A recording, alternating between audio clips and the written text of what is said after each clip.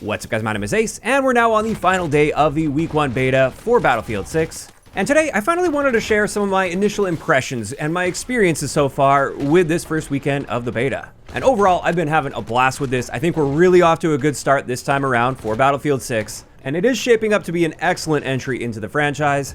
However, at the same time, I do have some feedback and constructive criticism, and that's primarily what I wanted to provide today.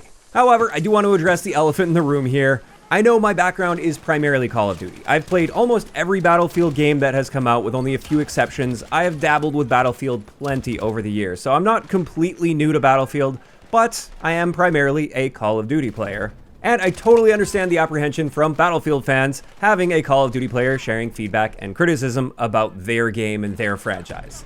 So I'm definitely keeping that in mind, trying to keep my Call of Duty related biases out of the equation. And I'm going to be very careful with any sort of direct gameplay feedback that I provide today, because I absolutely don't want them to make Battlefield like Call of Duty. I want Battlefield 6 to be the best Battlefield game it can be.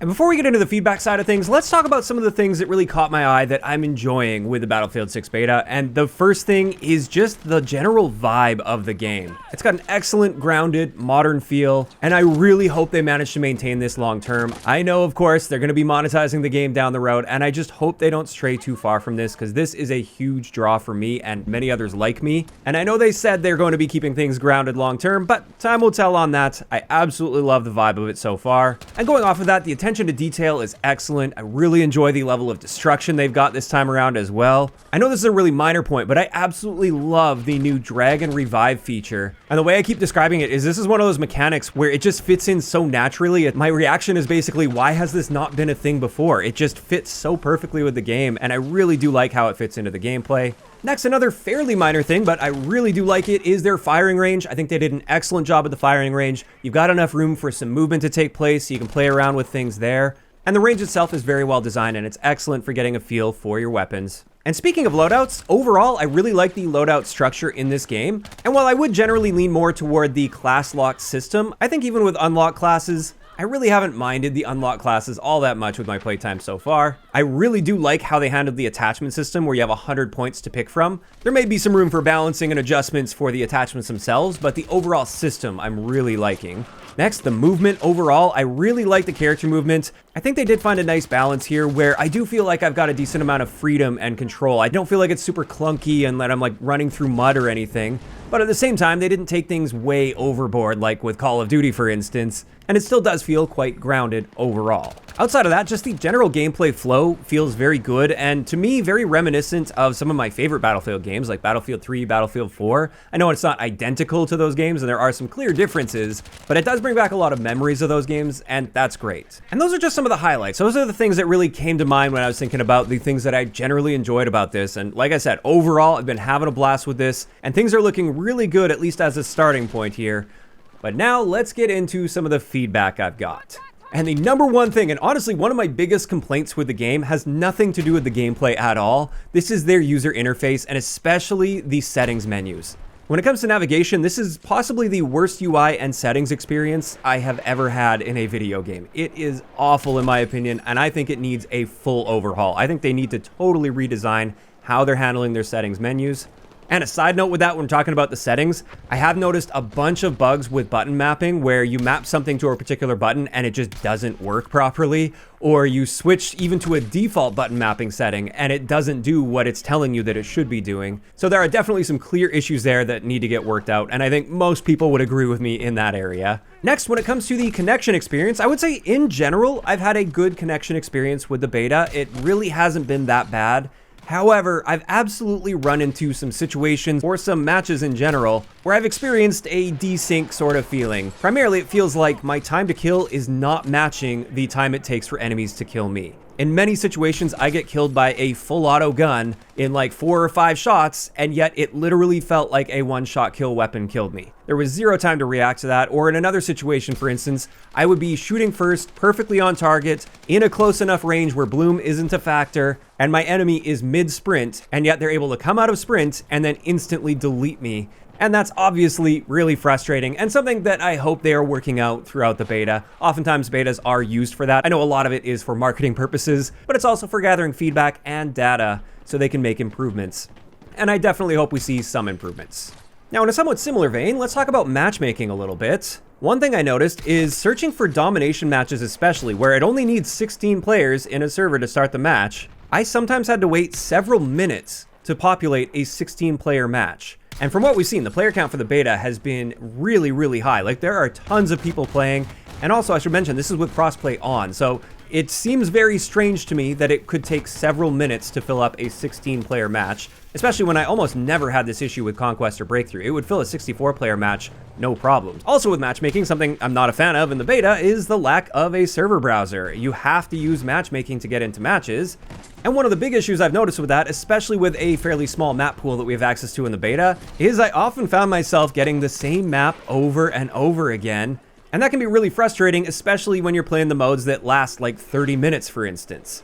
If I just spent the last 30 minutes of my game time on a map, even if I really like that map, I still do want to change of pace for my next match. Obviously, you can just back out and search again, but that wouldn't be an issue at all if we just had a server browser. Now I know at launch we'll have Portal, it'll have a server browser, and they've confirmed people will be able to create vanilla modes, and there is the potential to get approved for full XP in those modes. But in the beta, we don't have access to that, and I do think that does hold back the experience. And on top of that, something I didn't mention is the fact that there are no persistent servers as far as I can tell, which means when you finish a match, it pulls you out and matchmakes you again. You're not playing in the same server with the same people, with like rotating maps, for instance, which is something they could do if they had persistent servers, so they could avoid that situation of ending up on the same map over and over again.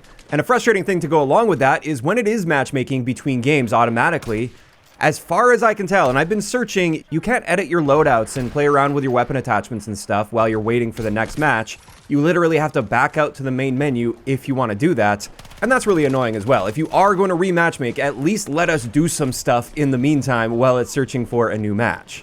Now after that, let's talk about maps a little bit. And overall, I actually really do like the maps in this game. I think they are far superior to the maps that we saw at launch for Battlefield 2042. Those ones were way too open and barren. So I'm not really complaining about the maps that we've got because I have been having a good time with them. All I wanted to say about the maps is I hope we see a little bit more variety at launch with some bigger maps mixed in. Because even the bigger and more open map in the beta, Liberation Peak, even that one doesn't really feel that big for a Battlefield map. Then a fairly minor gripe that I've had in some situations is visibility. I feel like overall visibility is not that bad compared to some older Battlefield games that I've played, but there are certain scenarios where the visibility gets really rough, especially transitioning from like inside a building to outside or vice versa. If you're coming from the inside of a building to outside, you get that like temporary blindness feeling when you come outside, and that can make it really difficult to see things. Or on the flip side, if you're coming from outside going in, it can be really dark inside the building. And while this absolutely simulates real life to a degree, and I do like that Battlefield tries to keep things a bit more like cinematic and immersive, I do think with the way they've got things currently tuned, it is a little bit harsh and does create some clear imbalances and also just frustration when you're literally squinting at the screen trying to see things. So perhaps there's a bit of room for fine-tuning there. Next up, something I'm not a really big fan of, but the devs have confirmed that there is a change coming to this already. This is the sniper scope glint. Is just way too big and way too bright in its current state. Like I said, they have confirmed that they are making an adjustment here. They will be toning that down. And now finally, let's talk about what is probably going to be the most controversial opinion or bit of feedback I'm going to be sharing here. However, this is controversial even within the Battlefield community with long-term hardcore Battlefield fans. So therefore, it is one gameplay area where I do feel comfortable at least sharing my thoughts and opinions as a primarily Call of Duty player. This is the current level of bloom or spread, essentially your gun getting less and less accurate as you continue holding down the trigger or as you're moving and firing. In my opinion, in the beta's current state, I do think it is too harsh. I personally dislike bloom entirely in video games, but I can acknowledge how it fits in with the Battlefield gameplay loop. I understand why it's there. It's designed to limit your effectiveness at longer ranges in order to prevent you from just getting insta-deleted across the map by somebody that has godlike aim when you're just trying to cross an open area really quick and move from cover to cover. It does achieve that goal very well, and I can appreciate that. I can appreciate the fact that I don't feel terrified to cross the road if I know there's a guy 150 meters away from me with an LMG. I know that most likely I'm going to be able to make it from point A to point B. He might land a couple shots on me, but he's not just going to instantly delete me because he's got godlike aim. At the same time, like I said, I do feel it is overtuned, and it is a very frustrating mechanic to deal with because of its randomized nature. I'm fully aware of the methods you can use to mitigate this, like tap firing for instance, or changing your stance, or ensuring that you're not moving your feet while shooting. But even with those in mind, it just feels so counterintuitive and so unrealistic and unnatural to be perfectly on target with your shot. Your sight is right on target, your recoil control is on point, your centering was handled really well, but your shots simply aren't going where your gun is aiming. It can feel like you're having a fist fight with a ghost, for instance. It's really frustrating to deal with that. Even when you're fully aware of why this is happening, you know that this is the case, it doesn't make it feel any less frustrating, especially when we're talking at like mid-ranges. And that's what I mean by this being overtuned, in my opinion. I wouldn't really have much of an issue with this if it really only came into play at those really long ranges. If you're stretching out beyond like 100 meters with a full auto gun, sure, I'm fine with some aim down sight spread causing you to be missing some of the shots that you otherwise should be hitting. But I think most of my frustration comes in those mid-range gunfights, or sometimes even close range when I know I'm on target, but I'm kind of on the edge of the target. I still feel like I should be hitting those shots because my sight is on the target, and yet the shots are missing. It's just a very frustrating feeling that makes the gunplay feel far worse than I feel it should. Now with this, I often see the counter-argument that this is realistic, but that couldn't be further from the truth. People will point to MOA, for instance, and the military standard is 4 MOA or less. What we're seeing with the spread with some of these guns is like 20 to 30 MOA. Like, it's so far removed from any sense of realism that having literally perfect accuracy would be far more realistic than what we're seeing right now.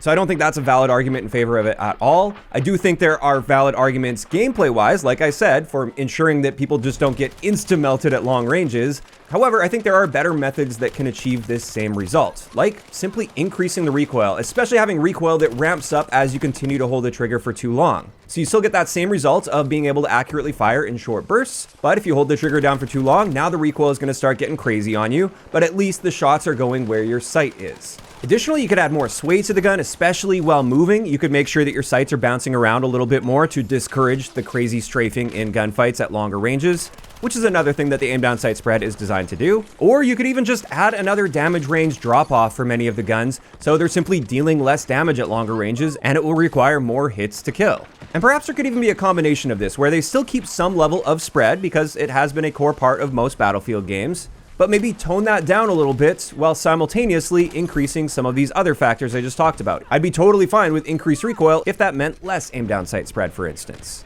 So those are just my opinions on that topic. I do think it would feel far more realistic, far more approachable, and far less frustrating to at least tone down the amount of randomness that takes place there, even if that means we have to deal with more actual recoil. And there we go. That's pretty much it. Those are my initial impressions and some feedback that I've got after putting in quite a few hours in the first weekend of the beta. And this is where I want to hear from you guys in those comments down below. What was your experience like with the first weekend? Was it generally a positive experience, a negative one? What sort of feedback do you have for the developers to potentially improve the game going forward? And also, I am curious to hear from you guys what your opinions are on the bloom situation in those comments down below. Do you think the mechanic should exist? And if so, do you think it was balanced appropriately in the first weekend? Or maybe not? Do you think there's potential for a better solution there? Just let me know down below. If you enjoyed the video, a like rating is always appreciated. And don't forget to subscribe for more if you haven't already. I'll talk to you guys next time.